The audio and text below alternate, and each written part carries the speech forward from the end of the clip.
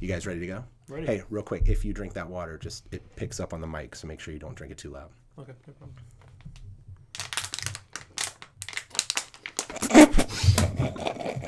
Aggressive.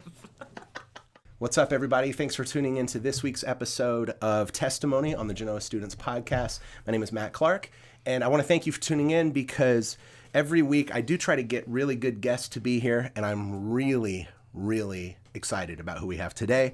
Last couple weeks we've had some pastors, we've had people on staff, but fun fact, I've had people ask me, they said, when are the Fullers going to be on Testimony? I promise you. No way. And I said, all right. So without further ado, we have Fred and Chrissy Fuller here. How you guys doing? Good.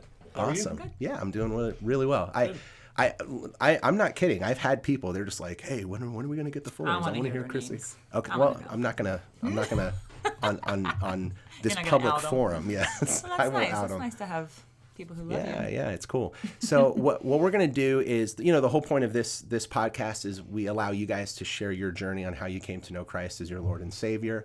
And what's funny is we all get to the same place, but we, as Christians, we get to Jesus, but we all have kind of different journeys to get there. And so this is a cool podcast because we get to hear the story. We kind of hear how you guys grew up, which I imagine is probably a lot different than me. And so we're just going to dive in. But first, though, I want to ask you guys a couple of just questions so that we can kind of get to know you a little bit for the three people watching that don't know who the Fullers are. First question, let's see. Who's your favorite 90s band? Favorite 90s band? Fred, we'll start with you. Put you on the spot. 90s band. I would say, we talked about this, but Yeah. I would say maybe Boyz II Men. Boyz II Men. Maybe a little NSYNC, a little boy band. You know? Oh, so you, man. Yeah, that's right. so you like the guy group singers, like yeah. I like anything with good harmony in it. There we go. That's true. For those of you who don't know, Fred sings harmony in the youth band. I always joke that you're the yin to my yang. Yeah. And so, you're awesome at singing harmony. What about you, Miss Chrissy Fuller? Well, the 90s was a great time. That was like everything. I mean, that was us falling in love. Right. To some Boyz II Men music. I like it. Boyz II Men, lots more. But I'm kind of going like on that emotional, like that emo trend where I loved Savage Garden. Okay. When they had one, I want to swim with you in the ocean. I want to live with you in the sea. Oh, and I live like this forever. Right. Yeah. Oh, okay. After we're married. Right, but I was a lifeguard, and so they always had Drowning in Your Love, like all these different really cool songs. So I'd say them, and I loved Moby. There we go. Oh, Moby? Moby. It was like man. weird that he was electronica kind of weird, just out there, but I liked Moby. Yeah, okay. I mean, but all right, well, hey, so many, that's too cool. many to pick. Cool, yeah. 90s is just DC talk for me. That's all. True. That's a good one. Jars of Clay. Yeah, Jars of Clay were good. They were awesome. All right, last question. What did you guys want to be when you grow up? Before you have your dream jobs and lives right now, like what did you guys want to be when you grew up? I wanted to be an airline pilot. That's what I Oh, thought. okay. Yeah. Nice. I never knew that. Really? Right. You've never said Yeah, that. or own a landscaping company. And this is what we That's do two on this different. podcast is we strengthen marriages That's right. by having them learn close so to much about each other. So you wanted to do something in the airline industry. Very cool. All right. But, yeah. Hey, that's not out of the realm of possibility. Maybe. People get their pilot's license later in life, and you can still do it. Yeah, and you All get right. that cute little uniform on. Well, okay, let's move on. Good Lord. All right, what about you, Chrissy? What did you want to be? Dream job, whatever. I always wanted to be a marine biologist. Oh, okay. That Very was my cool. dream, and God just directed it a little bit different, but I still love the water. And Yeah, that's right. I don't feel like my passions are any different than God redirected it a little bit, but Well, I could hear that in the Savage Garden love when you were talking about it's talking about water. all aquatic references in their Yes. music. So, water, all right. trees, rocks. Yeah. Gotcha. Very cool. Well, that's awesome. So Fred and Chrissy have been helping out in youth ministry for years and years now. I'm trying to think, did you start when Scott Leewald was the youth pastor? Mm-hmm. Okay, so you've been here through 1, 2, 3 youth pastors. So 3 youth You're pastors. 3. Yeah. So you guys have been here for a while. Fred, I think I mentioned it. Fred sings in the youth band. Chrissy's one of our small group leaders. And I wanted to tell this story real quick. It's my favorite Chrissy Fuller story. Is when I took Chrissy Fuller to kids camp with us once a couple years ago. Do you know what story I'm about to say? Yeah. And so the girls just flocked to Chrissy. Like this was 3rd, 4th, and 5th graders. And I come to find out that every night you would stand beside your bed, and we had these like dorm or like these barrack style dorms where it was like 50 bunk beds in a big open room, and you would stand there and the girls would line up at your bed and you would say, "I'm going to be your mother this week." And they'd come up, you'd give them a hug, rub their back and give them a kiss on the forehead and send them to bed. It was a Chrissy hug. If they needed, if they were missing their mom, they came and gave me a hug. It reminded me of Gru from Despicable Me with the Minions, you know? You just kind of send them on their way. So I thought that was pretty funny. And Fred, I got like 50 stories I could tell about you, but we don't have a ton of time. Yeah. So and we're live. So, yeah, that's right. All right. Well, like I said, it's called Testimony. So not only do I want to hear how you came to know Jesus as your Lord and Savior, but also the testimony of how you're involved in ministry. How did you get involved in what you're doing? So who did we agree we're going to start with? Did we say Chrissy? You want to go first? We'll start with Chrissy. All right, I like it. it. The microphone. There we go. Love on microphone. I love it. So Chrissy, why don't you tell us just what your lifestyle was growing up as a kid, when you came to know Christ, what age, and just how that affected you? Well, first of all, I was able to tell this story a couple weeks ago in our other online Bible study, but I was saved twice in kindergarten and first grade, and I really thought I was doing something awesome by getting saved a second time in first grade, because in kindergarten we all did it because one girl asked I went to a private school, and the one girl raised her hand and wanted to be saved. And the teacher just gushed over her. She was so happy, and so all of us were like, yeah, we want to make our teacher happy with us like that. So all of us got saved in kindergarten. And I thought I'd do the same thing again the following year and just kind of like have everybody follow me. It felt good to be a leader maybe. And so I asked to be saved during prayer request time in first grade, and nobody followed me. I was the only one, and they're all like later like, "Chrissy, you got saved last year." Like they all like outed me. Yeah. I felt so stupid and like such a liar. But so I went to a private school anyway. So I kind of had a Christian parent situated around me and a Christian education, and so I got saved. I guess I don't know what 8 years old is. It might be second or third. Yeah, probably. So I got saved young. when I was 8 Yeah. at a revival. My grandpa was preaching, and then my dad and my grandpa baptized us, baptized me and the other kids that got saved that night in the baptistry at the church that we came from. And then just through some kind of adversity, my dad lost his job and had a heart attack all in like a couple months, and that kind of reoriented where we were going to church. So we all left our family church, what was 50 miles north of here. We just couldn't afford the gas money anymore. Yeah. We didn't have grocery money anymore, and things just changed so dramatically and financially in our family that God placed us at Westerville, a church here in Westerville, not Genoa. I'm sorry. Oh. No, you're good. But he placed us down this way, and had that not happened with my dad and that really hard time in our life happen, I'd have never gotten to the youth group where Fred was attending. Got it. And so our love story kind of started young and in youth group, and just in such a sweet way. And so as he and I became closer and this a girlfriend-boyfriend relationship and stuff, we just ended up serving together. And even in our dating and our engaged years, we served the Awana kids. I guess it was called Pioneer Clubs then. And so we had our own class, and we did a camp out at my house in the hayloft and stuff, and just all kinds of fun stuff that we, even in dating and stuff, we tried to serve together. And I feel like had I known then that that's what our life would look like, I mean, I'd have got married to him then, but nice. I still had those thoughts of being a marine biologist, and pursuing that dream, and God shut the door on that, and just a human events way, my housing fell through last minute, so I couldn't go to University at Wilmington. And so I started, of all years, I started at Columbus State. They had a marine biology class, and I don't think they've ever had it again. But it's just funny how God opened the door for just some desire of my heart to be fulfilled. I got a chance to go to Jamaica and do research at the University of West Indies, and it was a cool experience. I was dating Fred and came home, and God just slowly, through one step at a time, just led us to continue to put us together, even through breakups and stuff. But now that we've had kids, we searched all over for Genoa. The first Sunday we were here, we were trying to resist Genoa because my parents were going here, and we didn't want to follow. Sure. We just wanted to make our own. We were married at this time. Wanted to make our own decision up on that. And so we resisted coming to Genoa only for that prideful reason. And the first Sunday we came, Pastor Frank rode down the aisle on a bicycle. Oh, And I'm okay. like, this is the church for me. Like, I love object lessons. I love pastors who just have Yeah. that, like, joy inside of, like, Right. sharing God's word in cool ways.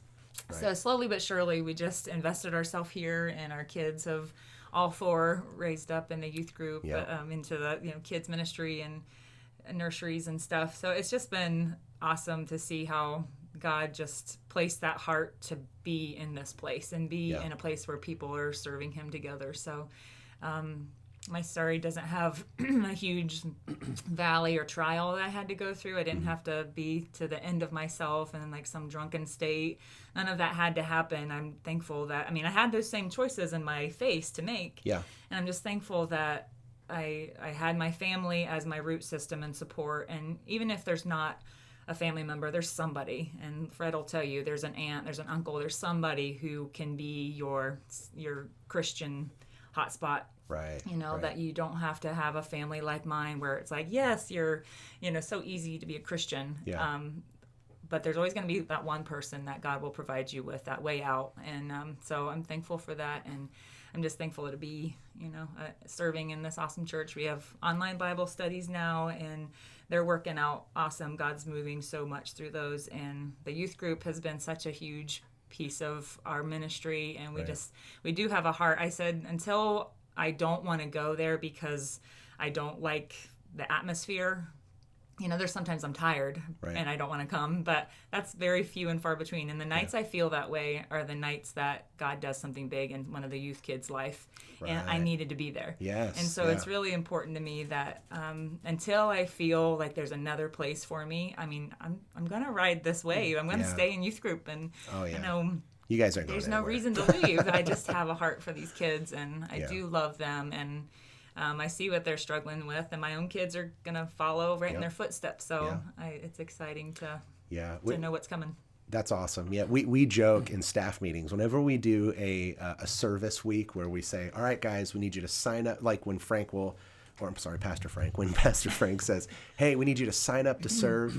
The joke is we're just like, okay, so the Fullers have signed up in like 5 or 6 different areas because we're always like, and there have been times where I'm coming up to you, I'm like, Chrissy, Fred, stop serving other places. I want you just in youth ministry, forget those other places. So anyways, well, that's awesome. That's really cool. And your family is awesome. I know your family, and they're super cool. So we're blessed. Yeah, for sure. Yeah. So Fred, tell me about it, man. You grew up in Ohio, right?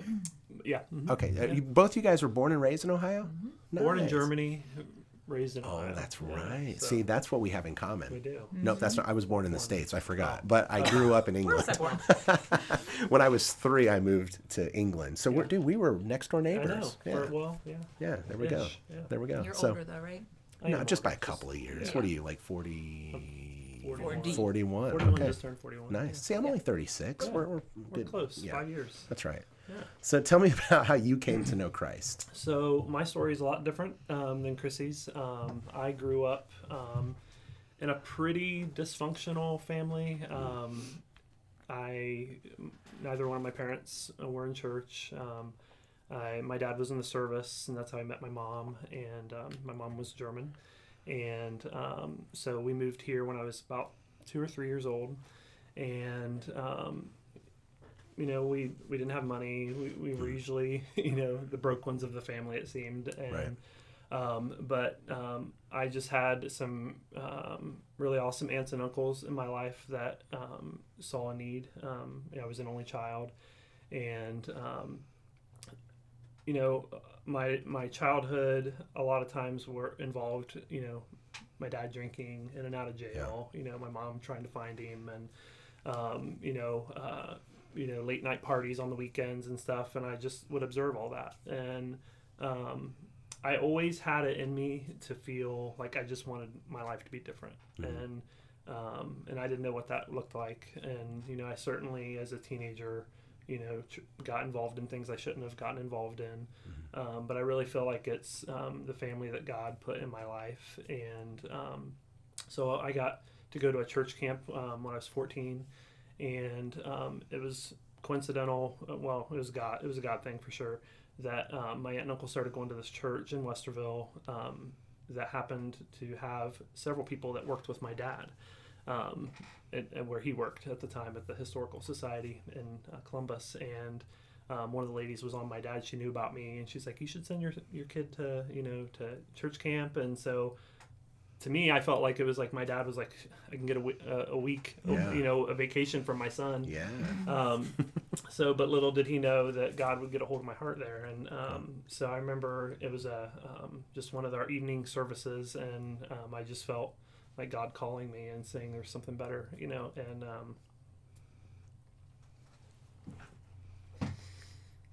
I thought you were going to do this. Now, how old were you? Remind me. I was 14. 14. So you're, Yeah. Teenager. Yeah. You've been seeing a lot, and yeah. And so anyways, so at 14, we moved around a lot, and so trying to have good friendships and stuff was hard because it seemed like we moved every few years. And so, is it because of the military? No, Okay. I think it was just trying to get a fresh slate. It seemed like a lot of times, and and my mom, though she's still not a Christian, and she'll probably be watching this. Hi, Mom. But she, I always felt like she did her best, and they were both very, both people with really hard pasts, and so, it really just was me getting involved in that church that I went to, and started going to youth group, and that became my friend group, and and that's how Chrissy and I met. And So you guys met when you were 14 or 15? It was definitely before we were driving, but it was. I knew had her a mutual friend from that private school. I mean, Gotcha. it was his cousin. Okay. She was a girl, so. Yeah. I didn't realize you guys knew each other that young. Yeah. That's cool. Yeah, and Yeah. I remember going to some of my cousins' like sports events, and Chrissy was a volleyball player. She's a pretty good volleyball player too. Okay. And I was MVP in my private school, No and way. I sat the bench at Big Walnut. Is this Upward or is this no, I'm just kidding. upward.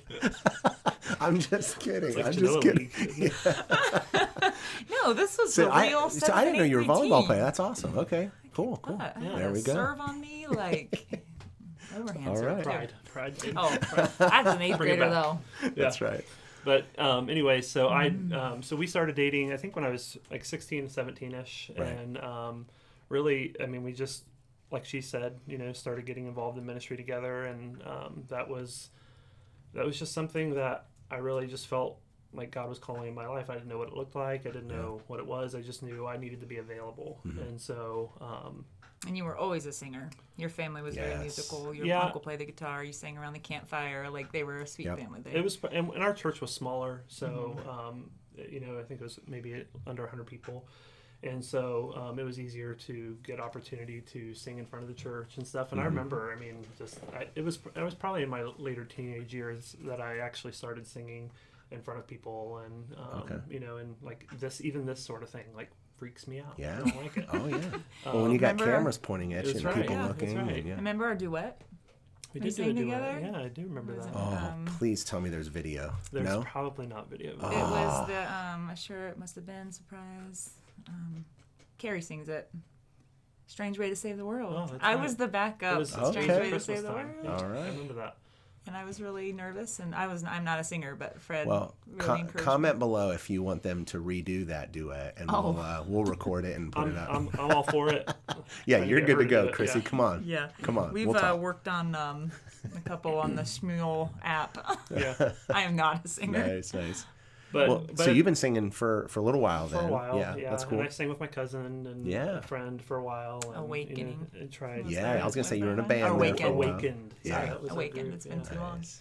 But really, like now as I'm an adult and I have kids and stuff, Mm-hmm. like just family ministry is important to me. Just seeing the struggle that my parents had. They divorced when when I just moved out of the home, and that was really hard for me because I'm like, why did I go through all that? You know, and it's I'm sure families and kids can relate to this, that we're staying together for our kids. And so it was a struggle for me because I just thought it would have been better otherwise. But I'm not pushing divorce, of course. But it was just it was a struggle. And so when I saw the struggle that my parents had, and it even marriage ministry is important, like, and just to see families, staying together and, centering God in that. And so we do lead a life group for married couples. And I don't know, I'm loving every minute of it, and I feel like I'm growing as well. And the people in your group love that group. I talk to couples that are in your group, and I get jealous. I'm like, man, if I wasn't leading a group, I'd be in your group too. Yeah, it's good. And the best thing is that it was totally God oriented. Like we have friend groups, and we have everybody at church we love. But it's such a big church, so we didn't put any feelers out to any of our friends or necessarily people that we work with all the time and serve with. We just wanted it to be for the people who needed it. So we just told Scott, like, I don't think we had him put it in the bulletin, but just put it out there that we're having a married group, and we wanted God to tell us who the people were going to be. Yep. And it has been, even in this quarantine time, it has been so special just how, we can still cry over Zoom. We can still talk about really important things in our past and in our present. And it's so special that, technology's there and that we're still able to bond even better than what we were doing face to face. And I think this is our 4th year going into 5 years. Is that right? Or going into 4 years? Going into 4 years, yeah. Yeah. That's cool. So, it's just, we just keep growing together, and it's definitely not an inclusive, cliquey group. Like, we all have our own circles of influence and ministry here at the church. That's why I love it, because God put it together. Yep. And I got to give a shout out to your group, because I don't know that I've seen all of them since, but we just recently have redone the barn for the high schoolers, and I remember we didn't have the money to really come in and have people come and paint it and do all this stuff. And then I think it was you're just like, I think my group will do it. Our small group will do it. And you guys came in and like knocked out the painting in one day.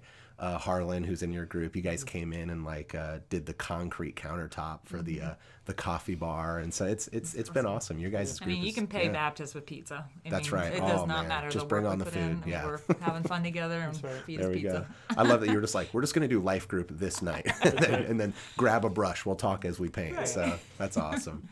Well, guys, that's cool. I'm trying to think, Fred. Me and you have been singing together for years. At least 10. Maybe, I think I've been on staff for close to 12, and so you were there pretty early on in the process there. I was like, whoa, a guy who sings harmony? Yeah, you're a banker. Oh yeah, that's right. Yep, I was a banker. Yeah, so that's awesome. Yeah, whenever there's an opportunity to sing with Matt Clark, I'm in. Yes, I love it. Yeah, it just feels weird. Like I get up there sometimes and I'm singing, and when you're not singing backup, I'm just like, something's missing. I'm like, oh yeah, it's Fred Fuller. That's right. It's your sidekick. I love it. Well, guys, that's awesome. That's really cool. I always forget you're an Air Force. What branch was your dad in?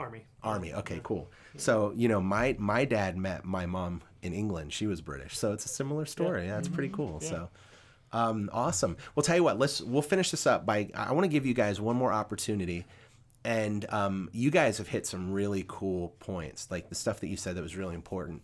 And I was going to say, it's not to toot the horn of Genoa, but don't you guys agree? Genoa has tons of awesome families here. Yes. Like you guys were just talking about family. That's what I was thinking. I was going through my head, and I'm like, man, there's some really good parents and marriages and stuff at this church. And so all that to say, if you guys could give any advice, especially to teenagers who are our primary audience right now, what do you think you would say to them, just based on what God has done in your life? Is there just something that you could impart to them? What do you think? Who wants to go first? We'll let Chrissy go first. What do you think? I would say, I was always worried about what is God's will for my life. I was so hung up on just knowing God's will. And the older I get, the more I realize He's already put your passions in you. Like, He's already made you good at things already. Right. So go off of that. Start and just go off of that. Like, go, and in me, it was like being crafty and creative and being outside and just, loving on people. So He put me as a lifeguard for 7 years. I just got a chance to love on people who weren't like me and decide to like these kids, or they were pool rats. They were there all the time. I had to either show them Christ's love or show them, something else. And I always in my head, it was just always show them Christ's love. So, every opportunity you get doing that, but just going off of what God's already given you, not comparing left or right, what your gift is compared to somebody else. If you're good at something, great. Go on that and pursue God and see how you can help the kingdom based on what you can offer, because He's already given us everything we need to live out the purpose he's called for each individual life. So I mean, it's going to look different. Our gifts work different, but it's so cool. Like, even in our small group, we can see, and we've said this several times, God pairs us with just the right person. Yep. And so God's will isn't as mystical and scary as I always made it to be as a college student and a high schooler. I didn't want to mess things up. And the cool thing is that God already knows what your future looks like. So even if you mess up, like royally mess up, even if you have to go to those deep, dark places, God still has this redemption story that he called you to, and that he saw you messing up like that and coming through. So, I mean, it's not, I'd say just live it every day. I mean, if you can know the grace of God and the love of God and walk away from it totally and turn it, then you never had it in the first place. I know Pastor Frank says that all the time. Yeah. And so, like, your salvation, like, you just work on it. God works on you, actually. It's not, it's you pursuing, but God does all the chipping away. Yep. And so that person that you're going to be isn't going to be the 20-year-old Chrissy. It's the 40-year-old Chrissy. Is not going to be the 60-year-old Chrissy. Like, there's always an evolution that's happening in us, and that's God chipping away at those ugly parts and we call it sending us the sanctification process, exactly. right? You're coming closer to God and growing and all that stuff. And there's a story behind the sculpture of David in Rome, and I think it was Da Vinci or whatever. He took a rock and he turned it into King David, and there's a whole story behind it, and it's about, like, he saw the figure beneath the rock, and so he kept chipping away until he saw that finished product, and it's obviously a marvel. It's in the Louvre, and it's a special thing. It's those grand pieces of art, or they don't start as those pieces of art. They start as little steps towards this greatness. And when God's done, he calls us great, he'll call us home, and we'll be done. And so it's not a scary thing to walk in the will of God. It's just be you and be who God's called you to be, and just love people while you're doing it. Yeah. It is cool to see how people have giftings and stuff and how they use them. I always say that, like, I've had students who told me, they're like, dude, I will never forget winter camp years ago when Chrissy helped me make a duct tape wallet. I'll never forget that. And it's like, and it kind of helps bring up memories from camp. And then they're like, oh, wait a minute, that lesson that night and stuff. And it's pretty cool, And I love in Scripture where it tells us that we are all we're the body of Christ, right? Where we're different parts, right? Thank the Lord we're not all arms, right? I mean, it'd be boring, right? Yeah. It's cool. It's cool to see. We're trying to see that in our children. My wife and I, we're trying to see, like, what our kids are talented at and what they're passionate about. And we're trying to say, all right, let's push them towards these things. Let's give them these opportunities and see what happens. So that's really cool advice from your part. So, all right, Frederick, what's something you want to say? I would really just say, like, press on. I had every opportunity in my life to, in the home that I was living in, to get involved in things that weren't, of Christ. And,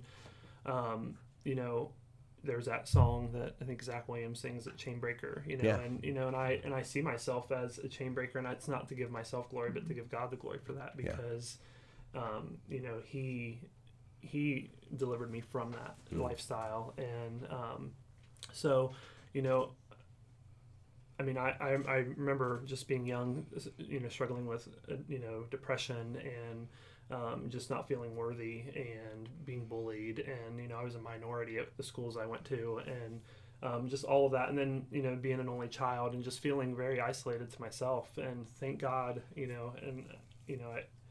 don't want to put people up on a pedestal, but I did have people that rallied around me in times, that I didn't even see that I needed, and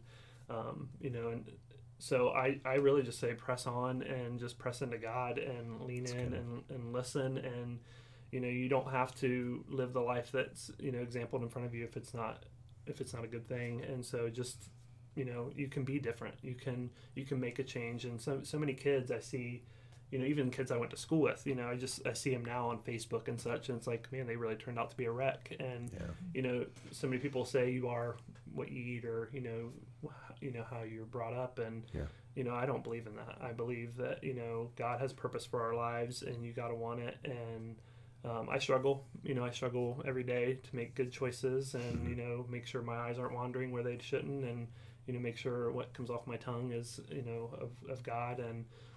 But if you press in and, just get into his word, which, I struggle with, I need to do more of that. But I really just, that's just the word that keeps coming, is press on. And, that's good. That's good. So. And I'll say this, I appreciate you guys' honesty, because I know, especially in student ministry, like, kids, they want to be able to relate. They want to know that they can trust you and stuff. And I think some of the best things that we can do as Christians is admit that we struggle, that it's still hard. Every day. Yeah, I say this often, is that when you've probably heard it a million times, but I always say, like, when I'm preaching to myself, and I'm allowing you to listen in. It's like, dude, we all struggle. And so. When I remember, just at 14 getting saved and like, oh, magically everything's going to be better in my life, and then. You come off that high of being at winter camp or being at some sort of camp, whatever it is, winter camp, whatever it is. And, once reality kicks in and you're back in school and you're back to the real world, to the real world, I mean, it just kicks you in the face. And, and it's a choice. You have to make that choice. And, I practice early on, like reading the Bible and, giving praise to God and being different and not just having to fit in, and, so, I mean, that's awesome. It is a daily struggle, even as a 41-year-old, and we're human, and so I'm going to struggle with that the rest of my life. Right. And so God has blessed me with a saint of a wife to come alongside of me and keep me accountable and to encourage me, and and God's been so good to us. That's right. So, yeah. And we do have to remind ourselves, and I mean, the Bible is the reminder of, it's all the post-it notes God ever left us through Jesus and through his people to know his heart. And so, I mean, one of the verses that I wrote on the back of my binding was, "Search me, O God, and know my heart. Try me and know if there's any wicked way in me, and lead me to the way everlasting." And so that's a daily, that tells you right there. It's every single day. Every day. We want to struggle with ourselves and our human man. So we're all in it together. There we go. Mm-hmm. Well, guys, I really appreciate you coming on today. That was awesome. It's now stop ragging me. Okay, we've had the Fullers. Now you can stop texting me. All right, but it was really good, and it's good to see you guys. Like, this quarantine is killing me. I'm ready to get back. And we are in good there. 6 feet. So I think we are. Legal, we're close. Yeah, so no sneezing on me or anything. Right. All right. Well, guys, thanks for tuning in tonight, and I really would just encourage you to just take what you've heard today. There's been a lot of great practical and spiritual advice today that you can just apply to your life, no matter what age you are. Actually, it really encompassed all ages. So, Fullers, thank you so much for being here. You're welcome. Yeah, and like always, if you've never subscribed to the channel, subscribe, hit the notification bell, and it'll update you anytime we put out a new video. All right, guys, you're awesome. Why don't you guys look to the camera and tell the students how much we miss them? We miss you guys so much. We miss you so much. Come Big back hugs. to us. We love you guys. That's called a social distancing hug. We're doing it over the internet. Yeah. But we miss you guys so much. Hang in there, and we'll see you Wednesday at 6:45 for online church. All right? Talk to you guys later. See you guys.